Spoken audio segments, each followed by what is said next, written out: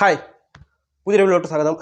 ഇന്ന് വന്നിരിക്കുന്നത് തിയേറ്ററിൽ 8 നില പൊട്ടി ഇപ്പം ആമസോൺ പ്രൈം വീഡിയോയിൽ OTT റിലീസ് ചെയ്ത സിനിമ മിസ്റ്റർ മിർസ് ബാച്ചിലർ.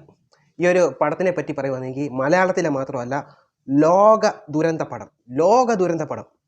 എന്തോ ഈ കണ്ടിട്ട് ഇത് എന്തിനാ ഈ പടം എടുത്തത് എന്നാണ് ഞാൻ ആലോചിച്ച് നോക്കുന്നത്. ഡയറക്ടർ എന്ന് പറഞ്ഞാൽ ദീപു കരുണാകരൻ.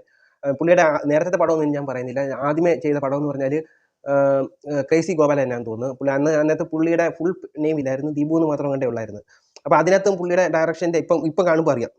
അന്ന് നമുക്ക് അത്ര വാച്ച് ചെയ്യുന്നില്ല. ഞാൻ ഈ ഒരു +2 ഒക്കെ കഴിയുമ്പോഴാണ് ഇതുപോലത്തുള്ള ആംഗിൾ ഷോട്ടുകളൊക്കെ ശ്രദ്ധിക്കാൻ തുടങ്ങിയത്, ഡിഗ്രിയൊക്കെ പഠിക്കുന്നതൊക്കെ സമയത്ത്. അപ്പോൾ ഇപ്പോൾ അത് കാണുമ്പോൾ അറിയാം, എന്തോ കച്ചറയായിട്ട് എടുത്ത് വെച്ചേക്കുന്നത്. നമുക്ക് ആ പടം മോശം പടമായിട്ടാണ് എനിക്ക് തോന്നിയിട്ടുള്ളത്. പിന്നെ ഇപ്പം പുള്ളിയാണെങ്കിൽ എനിക്ക് തോന്നുന്നു റിവ്യൂ ഓരോരുത്തരെയൊക്കെ ഇൻ്റർവ്യൂ ഒക്കെ എടുക്കുന്നതൊക്കെ കണ്ടിട്ടുണ്ട്, ദീപു കരുണാകരൻ. അപ്പോൾ ഈ പടം പുള്ളി എന്തിനാണ് ഡയറക്ഷൻ ചെയ്ത് വെച്ചേക്കുന്നതെന്ന് ഞാൻ ആലോചിച്ച് നോക്കുന്നത്. ഈ ഒരു സമയത്തും ഇതേപോലത്തെ പടം എടുത്തു വെക്കാനുള്ള കാണിക്കുന്ന ഒരു ധൈര്യം, ധൈര്യമാണ് സൂപ്പർ. ഇതിൻ്റെ റൈറ്റർ എന്ന് പറഞ്ഞാൽ അർജുൻ സത്യൻ. നേരത്തെ ചെയ്ത പടം എന്ന് പറഞ്ഞാൽ നിങ്ങളെല്ലാവരും കേൾക്കുമ്പോഴേ മനസ്സിലാവും, ക്യൂൻ എലിസബത്ത്. അപ്പോഴേ മനസ്സിലായി കാണുമല്ലോ ഏത് രീതിയിലുള്ള എഴുത്താണെന്ന് മനസ്സിലായി കാണുമല്ലോ. പിന്നെ അതിനകത്ത് പ്രൊഡ്യൂസ് ചെയ്തേക്കുന്നതെന്ന് പറഞ്ഞാൽ പ്രകാശ് ഹൈലൈൻ. വേറെ പരിപാടിയൊന്നുമില്ലായിരുന്നു, വേറെ പണിയൊന്നുമില്ലായിരുന്നു. പിന്നെ അതിനകത്ത് എഡിറ്റർ എന്ന് പറഞ്ഞാൽ സൗബിൻ സോമൻ എന്ന് പറഞ്ഞാൽ സൂപ്പർ കൈൻ മാസ്റ്റർ എഡിറ്റിങ്. അതിൽ കൂടുതൽ ഒന്നും എനിക്ക് പറയാൻ പറ്റത്തില്ല. ഇപ്പം ക്യാപ് ഷൗട്ടൊക്കെ കാണുമായിരിക്കും, പക്ഷേ കൈൻ മാസ്റ്റർ എഡിറ്റിങ്. പിന്നെ ഇതിനകത്ത് cinematography Pradeep Nair. Short film camera വർക്കാണ് ചെയ്ത് വെച്ചേക്കുന്നത്, ഷോർട്ട് ഫിലിം. മ്യൂസിക് ചെയ്തേക്കുന്നത് ജയഹരി. എന്ത് കുന്തമാണ് കാണിച്ചു വെച്ചിരിക്കുന്നത്. പിന്നെ ഇതിനകത്ത് സ്റ്റാറിങ് എന്ന് പറഞ്ഞാൽ നിങ്ങൾ ഇതിൻ്റെ ഫസ്റ്റ് ലുക്ക് പോസ്റ്റർ കണ്ടു കാണും. അനശ്വരയാണെന്ന് നേരത്തെ അവർ വെളിവിട്ടിട്ടുണ്ടായിരുന്നു. അനശ്വരയും പിന്നെ ഇന്ദ്രജിത്തുമാണ് ഇതിനകത്ത് മെയിൻ ക്യാരക്ടർ ചെയ്തേക്കുന്നത്. ഈ ഒരു സ്ക്രിപ്റ്റ് തുടക്കം തൊട്ട് എന്തുവാ കാണിച്ച്, ഞാനിത് കഷ്ടപ്പെട്ട് കണ്ട് തീർത്തൊരു പടമാണ്. ഇതിപ്പോൾ തിയേറ്ററിലിരുന്ന് കണ്ടവരുടെ അവസ്ഥയെന്ന് ആലോചിച്ച് നോക്കി. ഇപ്പം ആദ്യമേ തന്നെ ആണെങ്കിൽ ഒരു പള്ളിയിലച്ചനെ കാണിച്ചുകൊണ്ടാണ് പടം തുടങ്ങുന്നത്. പള്ളിയിലച്ചൻ എന്ന് പറഞ്ഞാൽ എനിക്ക് തോന്നുന്നു ഈ ശംഖുമുഖം ബീച്ച് അങ്ങാണ്ട് കാണാൻ പറ്റിയ ഏതോ ടൂറിസ്റ്റ് ആയിട്ടുള്ള സായിപ്പൻ കണ്ടാൻ തോന്നുന്നു. ആ സായിപ്പിനെ പിടിച്ച് പള്ളിയിലച്ചനാക്കിയിട്ട് അവിടെ കൊണ്ടുവന്ന് ഒരു പെട്ടിക്കോട്ടയുടെ പുറയിൽ കൊണ്ടുവന്ന് ഇരുത്തിയിട്ടുണ്ട്. അത് കഴിഞ്ഞിട്ടാണ് ഈ കാസ്റ്റിംഗ് ഒക്കെ എവിടെ നിന്ന് കൊണ്ടുവന്നത്. കാസ്റ്റിംഗ് മാത്രമല്ല, ഈ ഒരു പടം എന്തുവാ. അത് കഴിഞ്ഞിട്ട് അനശ്വര നടന്ന് വെറുപ്പിക്കുന്നു, ഓടി വെറുപ്പിക്കുന്നു, യാത്ര ചെയ്ത് ഫുള്ള് വെറുപ്പീര്. ഇവർക്ക് ഇനി മലയാള സിനിമയെ പിടിച്ചിരിക്കാൻ പറ്റത്തില്ല. ഇവർ നല്ല ആക്ടറായിരിക്കും. ഈ വർഷമൊക്കെ ആദ്യത്തെ ഇറങ്ങിയ ഒരു പടം ഉണ്ടായിരുന്നു, അതിനകത്ത് നല്ല ആക്ടിങ് ചെയ്തിട്ടുണ്ട്. പക്ഷേ ഏറെക്കുറെ ഇവരുടെ പടങ്ങൾ വെറുപ്പീരാണ്. രണ്ടാമത് ഇറങ്ങിയതാണെങ്കിൽ ഇറങ്ങിയ പടം എന്ന് പറഞ്ഞാൽ പൈങ്കിളി എന്ന് പറഞ്ഞൊരു പടം ഇവരുടെ ഇറങ്ങിയിട്ടുള്ളത്. നാനേശ്വരൻ നടന്ന് വെറുപ്പിച്ചിട്ടുണ്ട്. അതിൻ്റെ ബാക്കിയാണ് ഇത്. എന്ന് വെച്ചാൽ കല്യാണം കഴിക്കാൻ മുട്ടി നിൽക്കുന്ന ഒരു ആക്ട്രസ് ഒരു റോളായിട്ടാണ് കൊടുത്തേക്കുന്നത്. പൈങ്കിളി ഇത് കണ്ടിട്ട് എനിക്ക് പൈങ്കിളി 2 ആയിട്ടാണ് തോന്നുന്നത്. പൈങ്കിളി 2ന് രണ്ടർത്ഥം കൊണ്ട് ഒന്ന് കക്കൂസി പോകുന്നതിനുള്ള ഇതിനകത്ത് അത് കാണിക്കുന്നുണ്ട്. അങ്ങനെ നടന്ന് വെറുപ്പിക്കുന്നു. ഇവർക്ക് അനശ്വരയ്ക്ക് പറ്റിയൊരു സജഷൻ ഞാൻ പറയാം. എന്ന് വെച്ചാൽ ഇപ്പം ഇനി നിങ്ങളെ കൊണ്ട് മലയാളത്തിൽ പിടിച്ചിരിക്കാൻ പറ്റത്തില്ല.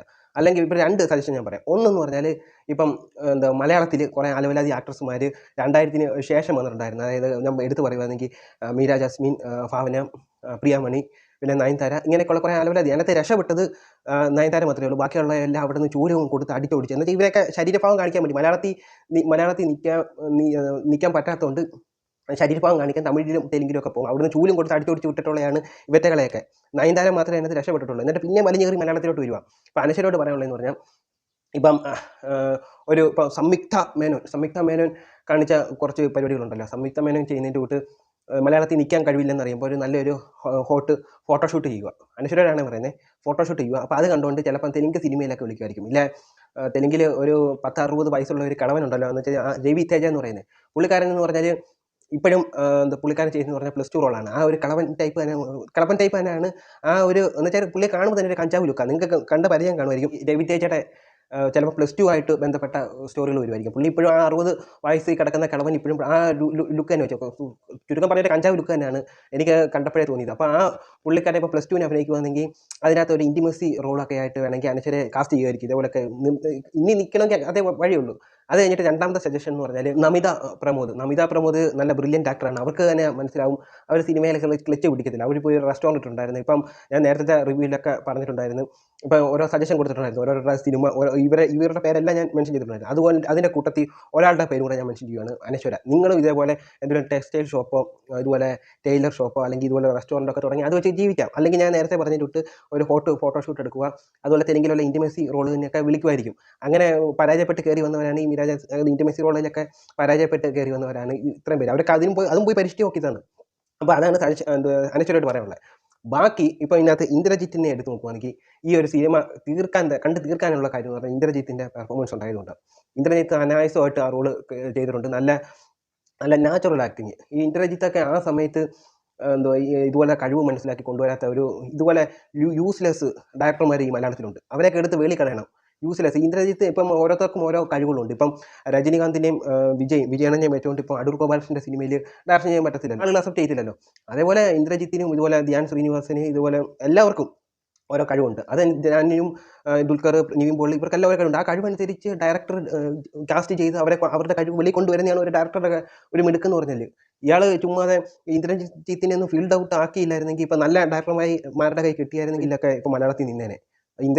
ചുമ്മാതെ കൊണ്ടുവന്ന് ഓരോ പിന്നെ പുള്ളി സെലക്ട് ചെയ്യുന്ന പടത്തിലുമുണ്ട്. ഇന്ദ്രജിത്ത് അനായാസ പെർഫോമൻസ് ആയിരുന്നു ഇതിനകത്തുള്ളത്. അല്ലാതെ എനിക്ക് ഈ പടം കണ്ടിട്ട് എനിക്ക് ഒരു ഗുണവും എനിക്ക് തോന്നിയിട്ടില്ല. ഒരു ഭൂലോക ദുരന്ത സിനിമയായിട്ടാണ് മിർസ് ബാച്ചിലർ തോന്നിയിട്ടുള്ളത്. അപ്പോൾ ഇത്രയേ ഉള്ളൂ. ഒരു അടുത്ത വീഡിയോ ആയിട്ട് വരുന്നവരെ ബൈ.